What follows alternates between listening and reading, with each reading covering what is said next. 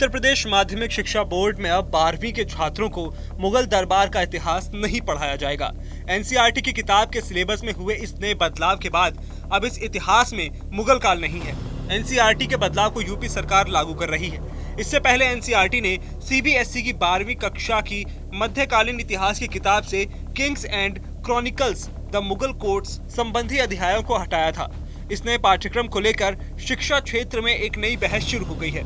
इतिहास से मुगल काल हटाने को लेकर इतिहासकार और समाजशास्त्री अपने अपने नजरिए से देख रहे हैं। वहीं अयोध्या के संतों ने इस पहल का स्वागत करते हुए इसे सरकार का सही कदम बताया है।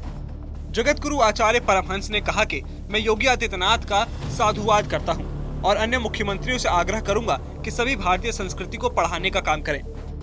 माननीय श्री योगी आदित्यनाथ जी को साधुवाद धन्यवाद देता हूं और अन्य मुख्यमंत्रियों से अपील करता हूं कि उत्तर प्रदेश की तर्ज पर पूरे देश में मुगलों का इतिहास बंद किया जाए, देशभक्तों का इतिहास पढ़ाया जाए।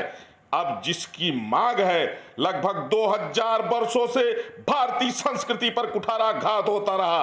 अब समय आ गया है कि भारतीय संस्कृति का फिर से परचम लहराया जाए। इसी में देश का गौरव बढ़ेगा और दुनिया के लिए भी अच्छा है। वहीं आचार्य सत्येंद्र दास ने इस फैसले को सही बताते हुए कहा कि निश्चित ही मुगलों का इतिहास नहीं पढ़ाना चाहिए। मुख्यमंत्री योगी ने जो काम किया है स्वागत के योग्य है। बिल्कुल सही चाहें कि बिल्कुल नहीं पढ़ाना चाहिए। मुगल शासन काल का कोई भी न इतिहास, न कोई उनके स्मारक, न उनके द्वारा किया गया कोई भी कार्य, सबको बंद कर देना चाहिए।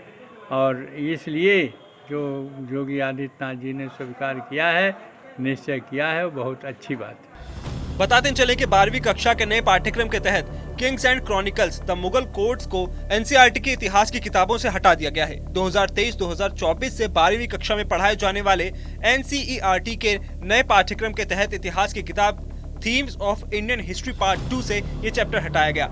यूपी बोर्ड में पाठ्यक्रम में भी इसे लागू किया गया है। इसके अलावा एनसीईआरटी ने शैक्षिक सत्र 2023-24 से इंटरमीडिएट में चलने वाली आरोह भाग 2 में कई परिवर्तन किए हैं। इसमें फिराक गोरखपुरी गजल और अंतरा भाग 2 से सूर्यकांत त्रिपाठी निराला की गीत गाने तो मुझे नहीं पढ़ सकेंगे। इसके अलावा विष्णु खरे की एक काम और सत्य को भी एनसीईआरटी ने अंतरा भाग 2 से हटा दिया है।